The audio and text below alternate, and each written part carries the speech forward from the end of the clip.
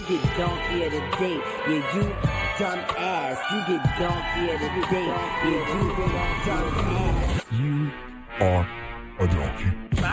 It's time for Donkey of the Day. Donkey of the Day, huh? I'm gonna fatten all that shit around your eye. They want this man to throw them blows, man. They waiting for Charlamagne to tap these gloves. Let's go. They had to make a judgment of who was going to be on the Donkey of the Day. They chose you. It's the Breakfast Club, bitches. Who's Donkey of the Day today?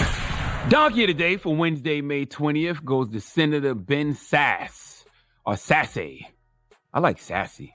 No accent on the E, though. So Senator Ben Sasse of Nebraska. Now, Senator Ben Sasse is being called out for comments he made during a graduation speech over the weekend. School board members for Fremont Public Schools are demanding that he apologize for his despicable remarks.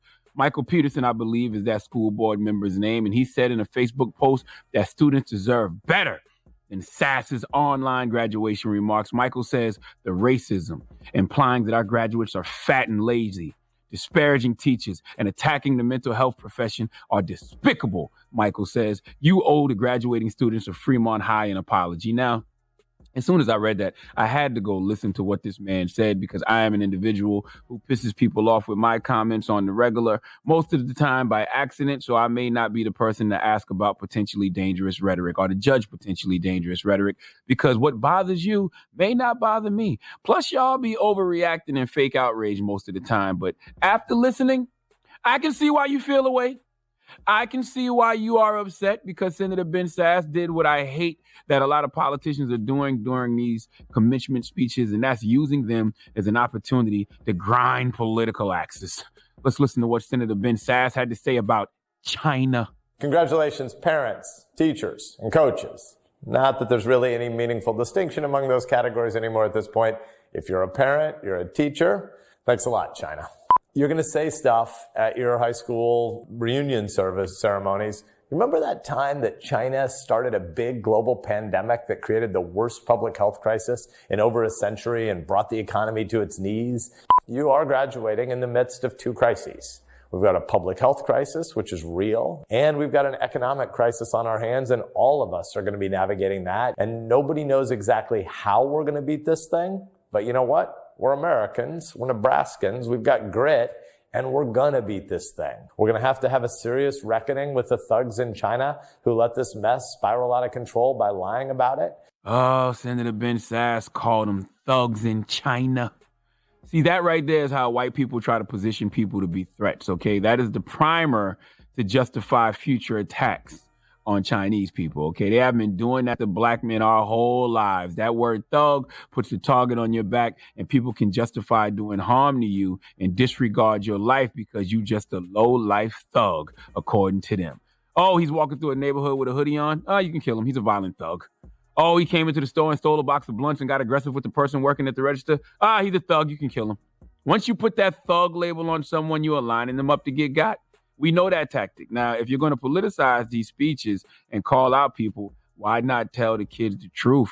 Let them know the current administration full of thugs, okay? The current president, who I'm sure you voted for because you're a member of the Republican Party, let them know how he effed up. Let them know how he dropped the ball. Let them know how he called coronavirus a Democratic hoax. Let them know that his failure to act for 2 months is what actually caused the American economy to come to a halt. Okay, all those layoffs, all those furloughs, the 90,000 deaths, the million-plus people sick. He gets a lot of blame for that. Okay, that global health crisis would have been tough for any president, but especially a president that didn't think it existed to begin with.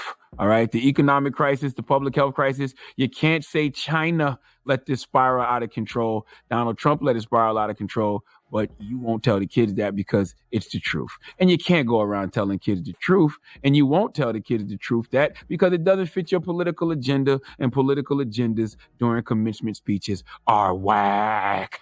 Okay? What happened to telling kids about their future? All right, letting them know that they can be anything they want to be. Sky's the limit. You know, I want optimism at a time like this, not you pushing agendas and trying to shape my political narrative, okay? Now, the rest of this speech is highly entertaining. I really enjoyed it. I'll tell you why. If you ever see me at a comedy show and I'm laughing hard, it's because the person on stage is bombing. Okay, when someone is really hilarious, I am highly engaged and I laugh every now and then, but I don't like to laugh too much because I don't like to miss what the person is about to say next. But when someone is really smart and funny, I'm listening more than laughing out loud. I laugh on the inside hysterically. But when someone is bombing, like really stinking up the place, oh, I find that hilarious. Okay, I might be in tears crying, looking like a weirdo because I'm the only person laughing that hard. Okay. That is what Senator Ben Sasse's speech sounded like to me. A terrible stand-up hosted by a guy with the worst dad jokes of all time. Senator Bass wrote a joke called The Rope. You like to hear it? Here it go. Graduates, adults don't tell you this, but once or twice a week in real world life, someone's going to ask you to climb a giant rope. Sure, every now and then the rope is a metaphor, but honestly, most of the time, it's just a big rope, and you have to climb it. If you don't get that joke, talk to your mom and dad. Back in the day when we were a lot fitter than you people are, we used to have to climb ropes all the way up to the ceiling of the gym all the time. Nope. Shut up, Didn't Dad. get it. No need to ask my parents about it. They didn't get it either. And once again, don't insult the students. When you talk about people not being physically fit, start with President Plump, okay? Now, Senator Bass also has a problem with mental health professionals. Well, he said it's a joke, but there's truth in all jokes. He even admitted that. Let's hear it. I know I'm not supposed to say this, but you're not missing out on that much because honestly, nobody remembers anything about their high school graduation. In fact, a lot of us spend a lot of our lives trying to forget as much about high school as we possibly can. And in fact, there are a whole bunch of people who make a whole bunch of money by just trying to help other people forget high school. They're called psychologists. In fact, 95% of all gainfully employed psychologists, their job is really just to help people forget high school. And the other 5%, they just research hamsters who got lost in mazes, which, come to think of it, is a lot like high school, and that's why we want to forget it. Here's what I'm trying to say. There will always be money to be made in psychology. No, that's a joke. Do not, if you're headed to college, do not major in psychology. That part's not a joke. Shut up, Yes, Dad. some people want to forget high school because some traumatic things happened in high school. And kids, Senator Ben Sasse is an idiot. Go be a psychologist, okay? Don't listen to him. We need more mental health workers, more therapists, more psychologists, especially black ones. Go be great in that mental health profession. Now, last joke from Senator Bass that I will play is hilarious, and it actually brings everything back full circle. It's kind of a double entendre.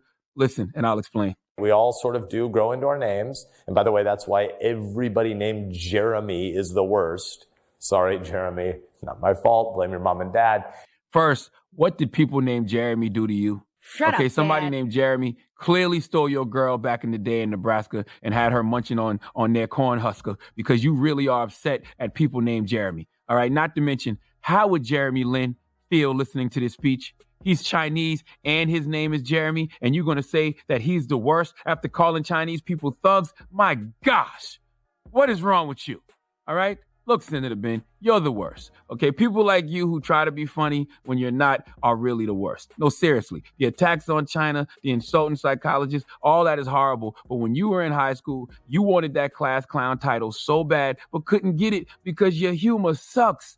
All right, your senior superlative was most likely to fail at stand-up, or maybe most likely to get you booed at the Apollo, or most likely to go viral for saying something racist, ignorant, and to quote Michael Peterson, despicable. That is you, Senator. Okay? Congratulations, Senator Bass. Satan is proud of you. All right? Please let Chelsea Handler give Senator Ben Bass the biggest hee-haw. Hee-haw, hee-haw. That is way too much Dan mayonnaise. Ben Sasse, Ben Bass. It all rhymes with ass. And that's what his jokes were. Complete ass. His joke. Donkey of the Day is brought to you by the law office of Michael S. Lamonsoff. Don't be a donkey. Dial pound 250 on your cell and say the bull if you've been hurt in a construction accident. That's pound 250 from your cell and say the bull.